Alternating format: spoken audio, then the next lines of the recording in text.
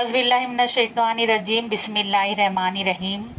गैरों में बढ़ती रही तेरे गुफ्तगू की चाशनी, गैरों में बढ़ती रही तेरे गुफ्तगू की चाशनी, तेरी आवाज़ जिनका रिस्क थी वो फाकों से मर गए।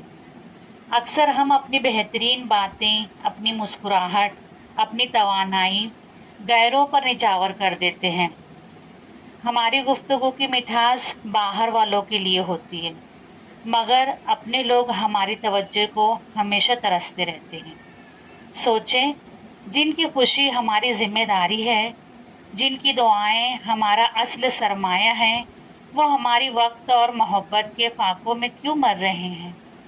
ज़िंदगी हमें सिखाती है, हर रिश्ता तवज्जो मांगता है, हर दिल एहतराम चाहता है और सबसे पहले अपनों का हक होता है। इसलिए लफ्ज़ों की मिठास को घर से शुरू करें, अपनी आवाज़ की नरमी अपनों के नाम करें। मोहब्बत और तवज्जो का पहला हक घर वालों का होता है, इसलिए घर वालों के साथ नरमी से पेश आएं, तवज्जो से, मोहब्बत से पेश आएं।